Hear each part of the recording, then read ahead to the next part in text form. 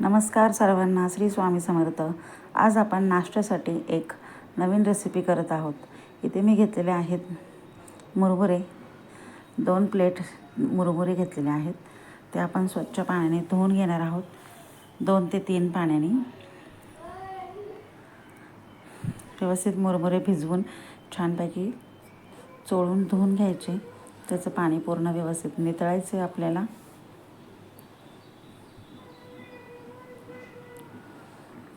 हे आता आपण मुरमुरे पूर्ण चाळणीत काढून घेतलेले आहेत।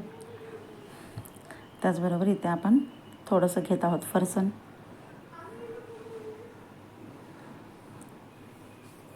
आपल्याला फरसाण घ्यायचं आहे आणि आपण आजच्या ही रेसिपीचं नाव आहे सुशिला। तर आपण आता सुशिला बनवत आहोत। ते इथे जिरं, मोहरी, कढीपत्ता मी फोडणीला घातलेला आहे। त्याचबरोबर शेंगदाणे घालून घेतलेले आहेत। शेंगदाणे कडक झाले की आपण त्यामध्ये आता कांदा घालणार आहोत।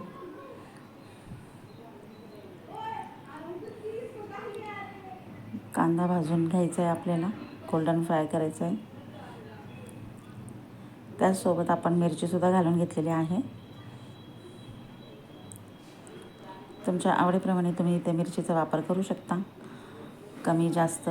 इथे थोडीशी हळद घालून घेतलेली आहे। त्याचबरोबर आपण एक छोटासा टोमॅटो घातलेला आहे, तो सुद्धा आपण परतून घेऊया व्यवस्थित तेलामध्ये।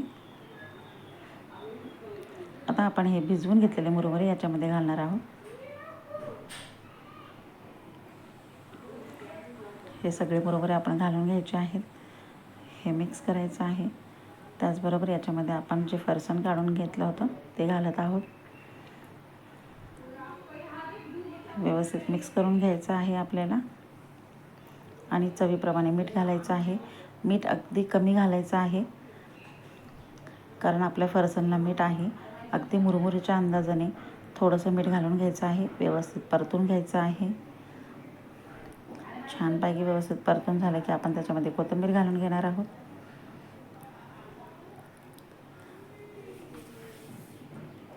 हा आपला सुशिला रेडी झालेला आहे। तर आता आपण प्लेटमध्ये सर्व करूया। छानपैकी लिंबू घ्यायचं, थोडीशी शेव भुरभुरायची आणि हा नाश्ता आपला रेडी आहे।